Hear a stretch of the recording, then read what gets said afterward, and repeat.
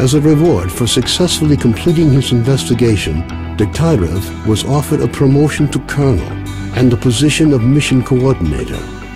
He declined the opportunity to work at the HQ and submitted a personal request to the information about the development of psi devices obtained by S.T.A.L.K.E.R alerted USS commanders. All the information gathered on X-designated laboratories was removed from military archives and filed as top secret. All personnel working in the zone were ordered to prevent the disclosure of information about the laboratory. Several experimental samples were made on the basis of technical documents for Item 62. Following a set of test trials, it was decided not to go ahead with large-scale deployment of the weapon due to the high cost of ammunition. Nonetheless, it would be reasonable to assume that further development of the Gauss rifle is ongoing. Sultan and his gang left the S.T.A.L.K.E.R to do their shady business elsewhere after their attempts to capture the ship failed. The ensuing feeling of relative safety among stalkers led to a massive increase in the number of artifacts sold to Beard, causing his business to boom. While the formerly quiet following the destruction of the Bloodsucker lair, it's unlikely that anything could significantly change the state of affairs on the Skadovsk. The old ship became a temporary center of stability. In the ever-changing, a fragile balance was reached between freedom and duty squads at Yanov Station. Tired of the endless struggle, fighters of both factions started leaving their squads and joining the Free Stalkers.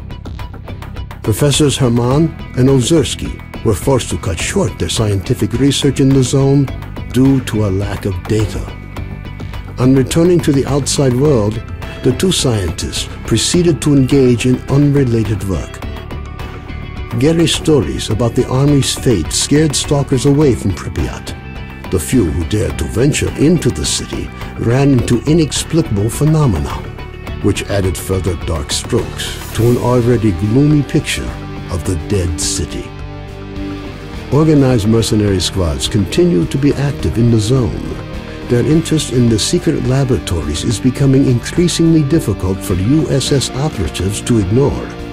Attempts to establish the identity of the client who hired the mercenaries proved the area around Yanov Station gained a reputation for being one of the most dangerous places in the zone. Fewer and fewer stalkers make it back from raids, many dying at the hands of mutants within view of the camp. One of those missing is Trapper, who set out to track down a rumors of Zulu's fate reached the leader of duty, General Voronin. Counter to most expectations, Voronin decided to posthumously award Zulu with the Silver Shield, duty's highest decoration. Vano headed off to the freedom-controlled military warehouses, where his cheerful personality and optimism quickly earned him the popularity they merited.